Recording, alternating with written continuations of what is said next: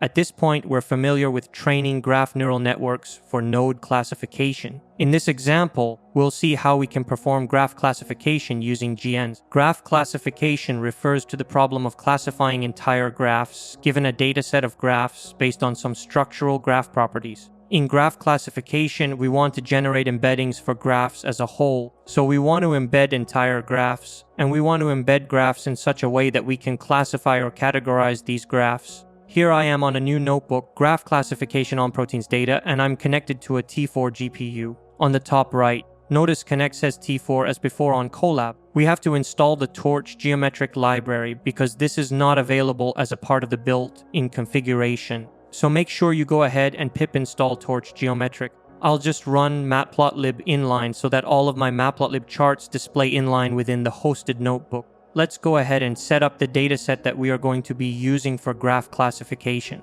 For classification, we are going to be using the proteins dataset that is available as a part of the TU dataset. The TU Dortmund University has collected a wide range of different graph classification datasets, together known as the TU dataset, and these are accessible via the TU dataset class in Torch Geometric. The proteins dataset that we are going to be working with comprises of graphs that show the amino acid structure of proteins, and our graph classification task is to determine whether a particular graph is an enzyme or not. By instantiating the proteins dataset, you can see that the dataset is downloaded from the source URL.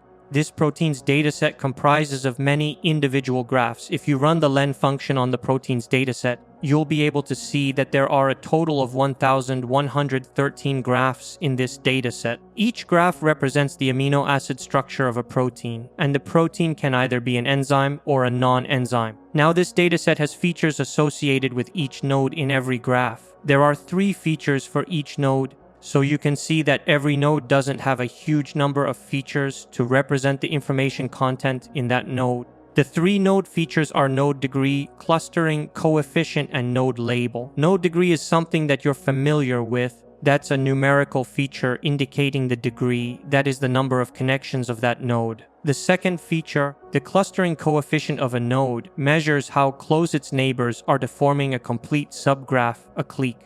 This metric indicates the degree to which the nodes in a graph tend to cluster together. So the second feature, the clustering coefficient, is also a way to represent the structure of the graph. The third feature, the node label, is a categorical feature that represents the type of amino acid that node represents. So every node where a node is an amino acid has just 3 features. Now the entire graph can be classified into one of 2 classes. So if you look at proteins dataset, num classes, you can see the result here is 2. The label 0 indicates that the protein is not an enzyme. Label 1 indicates that the protein is an enzyme. So this graph classification problem of ours is a binary classification problem. Now we have a total of 1,113 graphs in this dataset. I'm going to access the very first graph so that we can take a look at its structure. This is the one at index position 0, proteins graph 1. If you look at the X features of the graph, you can see that this graph has a total of 42 nodes, and each node has 3 features, X a 42 by 3 matrix. If you look at the edgy index, you can see there are a total of 162 connections between the nodes of this graph. The num nodes and nummed edges property of this graph will give you the number of nodes and number of edges. We know we have 42 nodes and 162 edges. Let's compute the average degree for each node in this particular graph.